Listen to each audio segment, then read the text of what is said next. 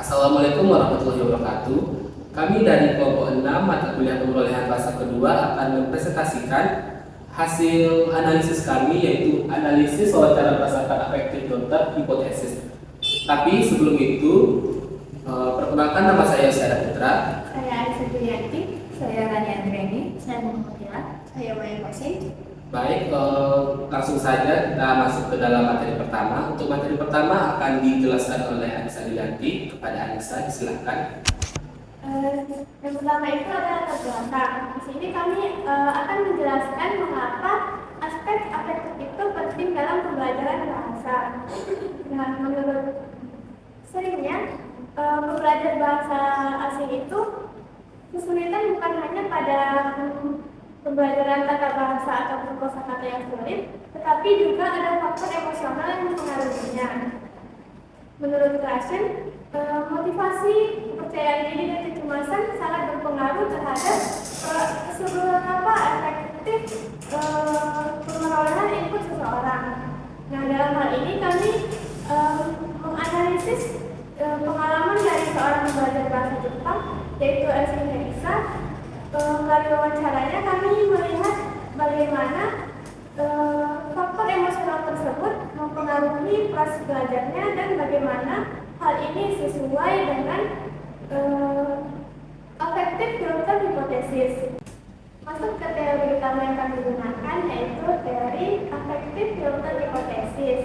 Nah, inti dari teori ini adalah bahwa faktor emosional dapat menjadi filter yang mempengaruhi pemrosesan input seseorang. Apabila afektif filternya rendah, maka input yang diterima akan lebih baik dan lebih bisa dipahami. Namun jika afektif filternya tinggi, maka input akan lebih sulit untuk masuk dan lebih sulit untuk diproses secara optimal. Nah, afektif filter hipotesis ini ada 3 komponen utama. Yang pertama ada motivasi. Semakin tinggi motivasi seseorang, maka semakin rendah filternya. Yang kedua ada kecemasan. Semakin tinggi kecemasannya, maka semakin tinggi pula filternya. Yang ketiga itu ada kepercayaan diri. Semakin tinggi kepercayaan dirinya, semakin rendah filternya. Sekian dari saya kembalikan ke moderator. Baik, terima kasih kepada Anissa atas penjelasannya. Selanjutnya, materi selanjutnya akan dijabarkan oleh Tania. Kepada Tania, disilakan. Baik, kita langsung saja masuk ke profil singkat dari narasumber kami yang bernama Elsie Herisa atau bisa disebut dengan Eci. Eci berumur 19 tahun, tinggal di Tengah dan sekarang di kuliah merupakan mahasiswa semester 3 dari kelas A. Di sini, Eci menyatakan bahwasanya dia sudah belajar bahasa Jepang pada kelas 10 SMA. Jadi bisa kita lihat kalau dia sudah belajar bahasa Jepang itu sekitaran 4 tahun. Nah, kemudian kita masuk kepada motivasinya, di mana motivasi yang disampaikan oleh Eci adalah bahwa dia terinspirasi dari saudaranya yang sudah belajar bahasa Jepang dan berhasil bekerja di Jepang. Oleh karena itu, dia jadi tertarik dengan belajar bahasa Jepang dan ingin bekerja di sana.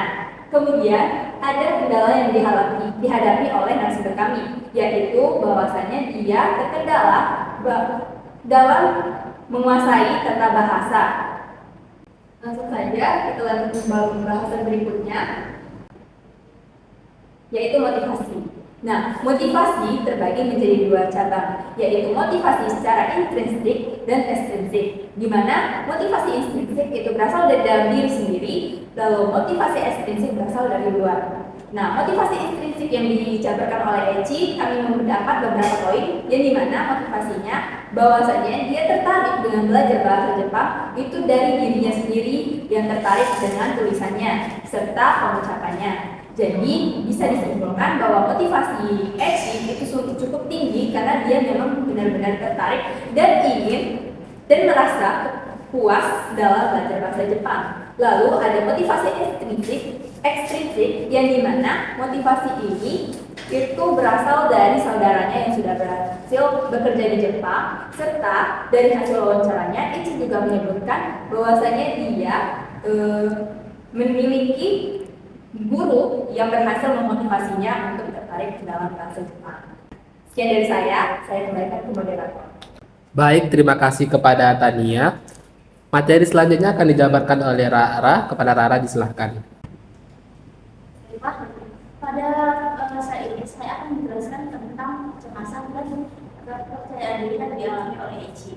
Yang pertama itu kecemasan yang dialami oleh Eci. Berdasarkan hasil wawancara, Eci mengatakan bahwa Eci sering mengalami rasa gugup ketika harus berbicara dengan dosen, terutama dalam situasi formal. Eci juga mengatakan bahwa Eci takut untuk melakukan kesalahan, sehingga Eci lebih memilih untuk menahan diri dalam berbicara karena takut melakukan kesalahan. Padahal sebenarnya Eci mengetahui jawabannya apa. Menurut effective filter hypothesis, hal ini merupakan bahwa kecemasan yang tinggi dapat mempengaruhi naiknya filter aktivitas.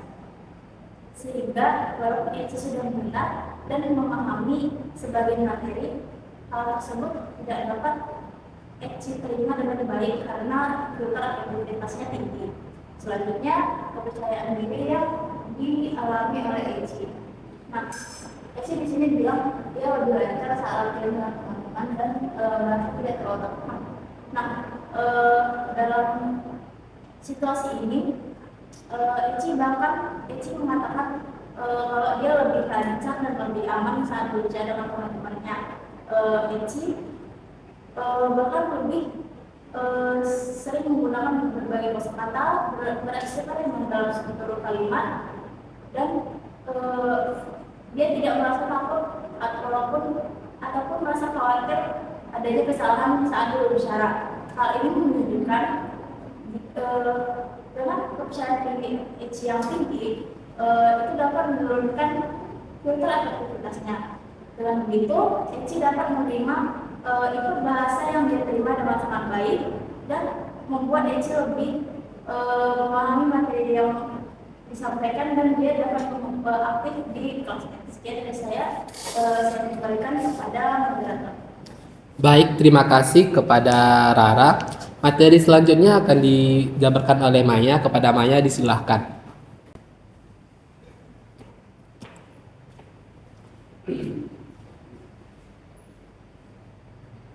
Baik, seperti penjelasan sebelumnya, dalam efektif filter hipotesis ada faktor yang mempengaruhi, yaitu motivasi, kepercayaan diri, dan kecemasan. Ini sangat mempengaruhi apakah input yang diterima itu dapat diproses dengan baik oleh pelajar. Jadi walaupun seseorang pelajar itu menerima materi ataupun mendengarkan sesuatu itu, belum tentu inputnya itu masuk ke otak sebagai acquired knowledge jika emosinya itu tidak mendukung. Nah, lingkungan belajar adalah salah satu faktor yang mempengaruhi tinggi atau rendahnya efektif filter. Dalam kasus Eci, ketika Eci belajar sendiri atau melalui video, itu Eci dia merasa situasinya nyaman, tidak ada tekanan dan juga tidak ada penilaian benar atau salahnya. Di sini mengakibatkan kondisi efektif filter itu menurun. Jadi proses pemulihan bahasanya itu dapat diproses dengan baik. Kemudian ketika Eci mendengarkan listening yang cepat dan pada saat kondisi gugup, dalam situasi ini efektif filter meningkat sehingga kondisinya untuk memproses itu tidak baik, dan menurut Clayton itu bahasa tidak akan diakuisisi ketika pelajar menerima tekanan emosional. Jadi bukan karena listening yang cepat, namun afektifnya yang menghalangi prosesnya. Sekian dari saya kembalikan ke moderator. Baik, terima kasih kepada Maya atas penjabaran materinya.